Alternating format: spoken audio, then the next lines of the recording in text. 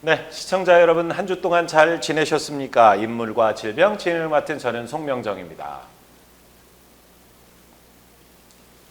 그 어느 때보다 건강에 대한 관심이 굉장히 많이 있습니다. 그래서 저희들은 역사적인 인물과 함께 그분들이 알았던 이런 질병들, 그리고 또 요즘 현대인들이 어떻게 대처를 해야 질병으로부터 본인을 안전하게 보호할 수 있을까, 이런 것들에 대해서 심층적으로 또 재밌게 역사적인 스토리와 함께 풀어보고 있는 인물과 질병.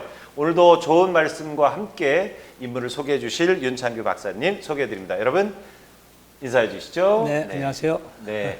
한 주간 잘 지내셨습니까? 네, 잘 지내고 있습니다. 우리 박사님을 보면 항상 이 얼굴이 웃는 모습이셔서 항상 건강하신 네, 모습을 그것도 볼 있고 수 집사람이 어디 가서 꼭 웃고 다니라고 하더라고요. 네, 오늘은 어떤 인물을 가지고 한번 또 대화를 나눠볼까요? 네, 오늘은 지난 시간에 예고한 대로 우리나라의 그 삼성그룹의 총수 이건희 회장님에 대해서 얘기를 하도록 하겠습니다. 삼성그룹의 총수 이건희 회장님, 삼성가의 총수이면서 우리 이병철의 후계자이잖아요. 네. 네, 어떤 분이신가요, 이분은? 우선 이병철 창업하신 그 회장님의 삼남입니다. 셋째 아들이에요. 삼남이군요. 장남이 아닙니다. 그리고 1942년에 태어나서 네. 2014년에 쓰러지셨으니까 72세에 쓰러졌습니다. 네. 이건 요즘에 이제 평균 수명이 많이 늘어난데도 불구하고 네. 조금 이른 나이에 쓰러지셔서 병석에 누워 계시죠. 네. 근데 이제 제가 재미있는 비교를 좀 하겠습니다. 네.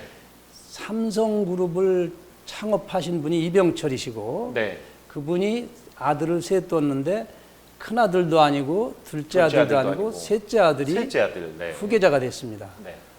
또 태조 이성계의 뒤를 이어서 중간에 정종이 있지만 네. 사실은 창업하신 분 못지않게 한 분이 바로 이방원 태종입니다. 네. 태종의 아들이 셋이 있었습니다. 네. 양녕대군, 효령대군, 충녕대군. 네. 그중에 첫째, 둘째 제쳐놓고 셋째 충녕대군이 왕위를 물려받았습니다. 세종대왕하고 좀 느낌이 예, 좀 공교롭게 똑같습니다. 네, 그렇군요. 뭐가 또 똑같으냐면 세종대왕의 큰형하고 3살 차이고 네. 세종대왕의 큰형 그 뒤에가 2살. 세종대왕하고 바로 형하고는 1살 차이예요. 나이 차이도 네. 똑같은 건가요? 아니 똑같지는 않고요. 네. 이병철 큰아들하고 둘째 아들은 2살 차이예요. 네. 근데 막내 셋째는 차이가 좀 있습니다. 8살 차이인가 그런데 네. 아무튼 그 공교롭게도 삼남이면서 나라를 또는 그 그룹을 물려받았어요. 그룹을 물려받은. 그래서 그런 점이 좀 공통점이고 보면은 이병철 씨가 1909년생이에요. 네. 9년생으로 1987년에 돌아가셨으니까 그 당시에 태어난 분으로서는 비교적 장수하신 겁니다.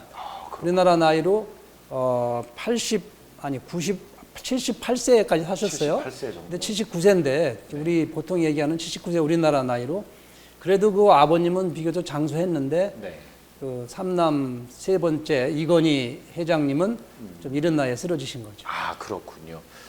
이렇게 뭐 대기업 총수다 그러면 그분의 이제 요즘으로 말하면 스펙, 학력 이런 것들도 굉장히 궁금한데 어떻게 자라오셨나요, 혹시? 원래 뭐 유복한 가정에 태어나셨으니까 네. 뭐 좋은 학렬이 뭐 뒷받침이 됐겠지만은 우선 연대 상대를 다니다가 중퇴를 했어요. 네. 중퇴를 하고 일본 와세다 대학을 다니고 거기서 경영학과를 졸업하고 미국 조지 워싱턴대 또 경영대학원을 나왔어요.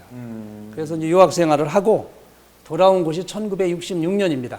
1966년. 예. 그러면 뭐 국내에서도 좋은 엘리트 교육을 받고 외국에 나도 뭐 일본이라든지 미국에서도 엘리트 교육을 받고 한국으로 이제 들어온 거네. 이제 경영권 일선에 서기 위해서 들어와서 그러면 그룹 내 어느 위치로 처음에 들어가게 이제 되나요? 귀국하자마자 네. 그 당시 동양방송 TBC의 이사로 TBC 방송. 예. 거기서 이제 있다가 좀 오래 있었어요. 한 13년 있다가 TBC 부회장을 하고 역임하고 1980년대에 중앙일보 이사로 자리를 옮깁니다.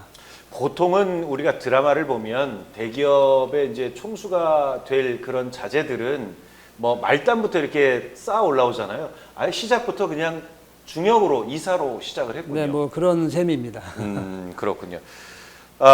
그렇다면 이 삼성그룹의 총수가 된 건 언제? 네, 1987년에 이병철 그룹 회장이 이제 네. 사망을 합니다. 그 네. 뒤를 이어서 그 당시에 뭐 예상한 분도 있겠지만 저는 사실 예상을 잘 못했어요. 네. 큰아들이 물려받겠지 했더니 놀랍게도 셋째 아들 셋째 이건희 아들. 회장이 맡았습니다. 근데 세종대왕을 왕으로 물려준 태종이나 네. 그 삼남 이건희 회장으로 물려준 이병철 회장이나 내가 보기에는 해안이 아니었나, 좀 앞을 내다보는 안목이 있지 않았나. 지금 아시다시피 네. 삼성이 전 세계 인류 기업으로 굴지의 기업이 네. 되지 않았습니까? 네, 그렇죠. 그래서 저는 아주 그 창업주의의 안목이 뛰어났구나 하는 생각을 합니다. 혹시 그 세종대왕께서 그때 당시는 형제들 간의 어떤 그런 싸움이 없도록 세종대왕이 좀 처신을 좀 잘했다 이렇게 볼 수 있었는데 삼성과는 혹시 그때 당시 그런 게 없었나요? 제가 보기에는 비슷하다고 봅니다. 왜냐하면 태종이 살아서 네, 왕위를 물려줬어요. 완전히 죽은 다음에 물려받은 게 아니에요. 네. 그렇죠. 그런데 이병철 회장은 사전에 아마 정지 작업을 다 했지 않았을까 싶습니다. 그러니까 사전에 형들이 그 당시에 뭐 크게, 가정의 불화나 이런 것들이 없이 경영권 승계를 자연스럽게. 그리고 이제 그 두 형도 다 회사를 맡은 게 있었으니까 네, 삼성전자를 비롯한 그 계열사만 있는 게 아니고 제일제당하고 또 뭐 여러 회사가 또 있잖아요. 그래서 그렇죠. 네, 그 회사 때문에 계열사들이 있었으니까. 세안미디어하고 제일제당 뭐 이런 회사가 있기 때문에 그쪽에서도 뭐 크게 불만이 없었을 것 같아요. 왜냐하면 제일제당에서도 여러 그룹의 계열사가 있지 않습니까? 그렇죠. 그걸 키워서 성장을 시켰으면 지금 삼성 못지않은 큰 세계적인 기업이 될 수도 있고 또 둘째 아들도 그렇게 키울 수 있는 가능성이 있었는데 이건희 회장이 이 아이템을 잘 선택하고 미래를 향한 전략을 잘 세웠다고 저는 봅니다.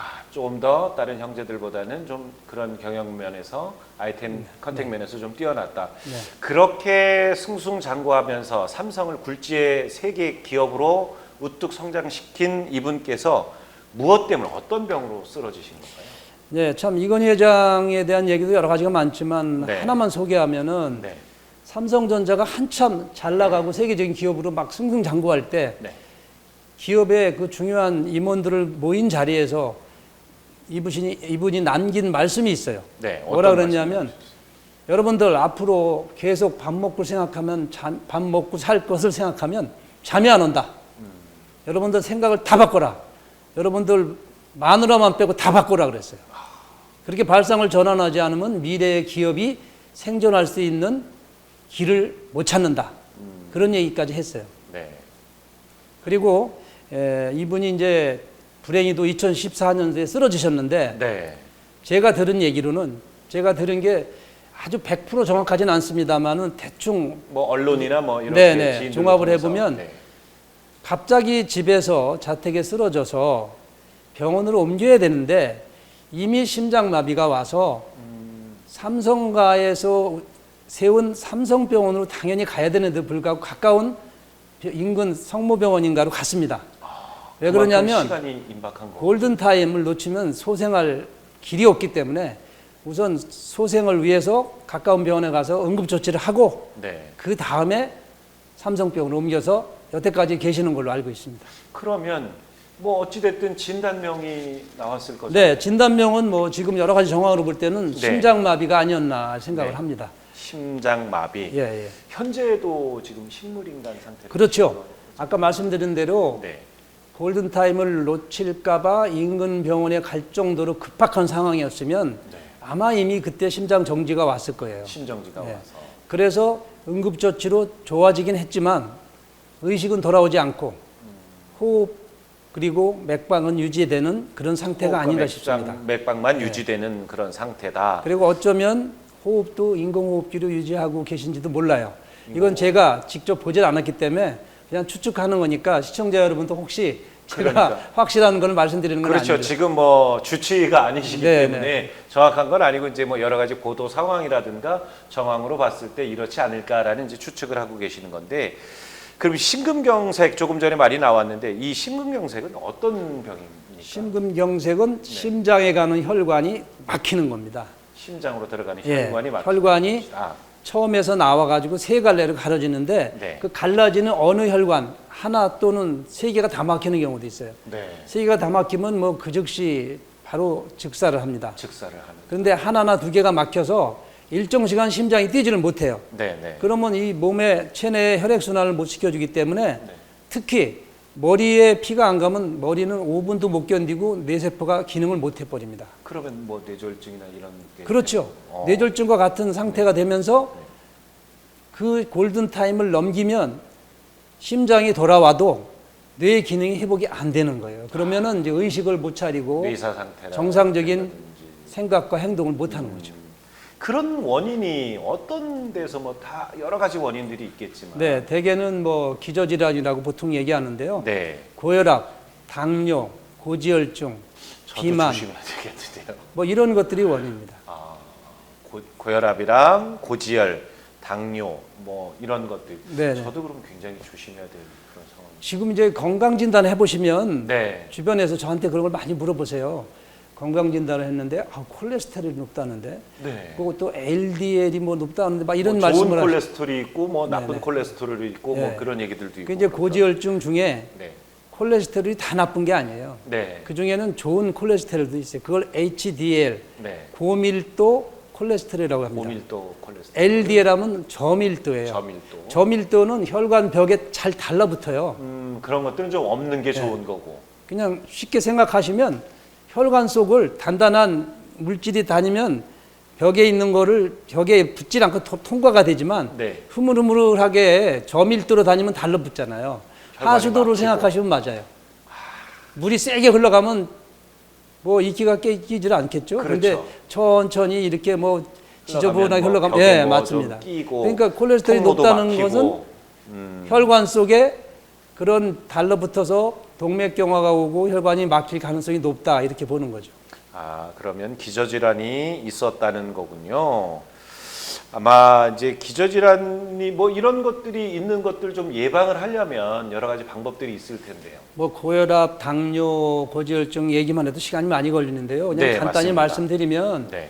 이런 것들이 과거에는 성인병이라고 했지만 요즘에는 그렇게 부르질 않고 대사질환이라고 합니다. 대사질환. 예, 우리 몸 속에서 당, 단백질, 탄수화물, 뭐 이 지방 이런 것들이 이게 서로 교환이 돼요. 바뀌면서 네, 필요한 만큼 쓰고 하는데 이게 제대로 되지를 않으면은 불필요하게 혈관 속에 당도 포함해서 이 콜레스테롤 지방 성분이 많이 돌아다니게 되면 혈관 벽에 달라붙어가 점점 좁아져서 막히게 되거든요. 그렇죠. 그래서 고혈압도 이 심근경색의 원인이 되고 당뇨도 원인이 되고 고지혈증도 원인이 되고 대개는 이게 한 개, 두 개 또는 세 개 질환을 같이 가지고 있는 분들이 많아요.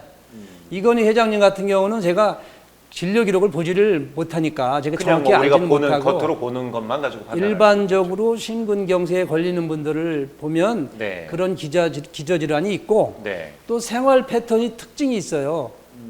이건희 회장님도 보면 잘 걸음을 잘 못 걸으시잖아요. 네, 걷는 모습들이 예, 좀 부자연스럽고. 구축을 해서 걸으니까 네, 운동을 잘 못 하셨을 거예요. 아, 그래요. 운동을 잘 안 하시는 분들 또는 못 하는 분들이 잘생기고 혈관 질환이요. 네. 두 번째는 스트레스를 많이 받는 분들. 스트레스 많이 받는. 세 번째, 좋지 않은 습관, 담배 피우는 분들이 많아요. 담배를 피우게 되면 혈관 질환이 많이 생깁니다. 네. 버거스병이라고 하는 게 혈관이 막히는 거거든요. 하지에서 올라. 그것도 마찬가지로 담배 피우는 분들한테 많아요. 아, 그렇군요.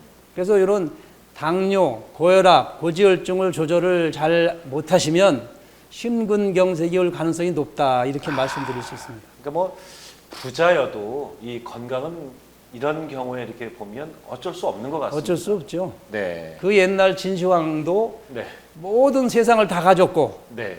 뭐 먹는 것부터 시작해서 건강에 좋은 거 뭘 안 해봤겠습니까? 그러니까. 그래서 나중에는 불로 장생하고 싶어서 불로초를 서복이라는 사람한테 속아가지고 네. 수많은 돈과 사람들을 보내서 불로초를 구해와라 했는데 그 사람은 돌아가지 않고 그냥 일본으로 갔다는 얘기가 있거든요. 네. 그 유명한 진시황도 53세를 못 넘겼습니다. 근데 이건희 회장님도 많은 걸 가지셨지만 건강만큼은 마음대로 되지 않으셨는 것 같습니다. 그러니까 말입니다. 어찌됐든 건강은 돈으로 지킬 수 있는 것이 아니고 꾸준한 평소 운동 그리고 자기 관리 이런 것들로 아마 지킬 수 있지 않나 싶습니다. 오늘 인물과 질병은 이건희 회장님의 사연으로 함께 알아봤습니다. 오늘 도움 말씀 우리 윤창규 박사님 주셨는데 오늘 말씀 감사합니다. 네. 여러분들에게도 다시 한번 말씀드립니다. 이 건강은 돈으로 살 수 있는 게 아니에요. 평소 꾸준히 여러분들이 준비 운동을 하고 또 뭐 이런 질병에 대한 예방을 하지 않으면 어느 순간인가 질병은 여러분들 가까이 와 있다는 거 여러분들 꼭 명심하시고 건강 지키기 위해서 운동 많이 하셨으면 좋겠습니다.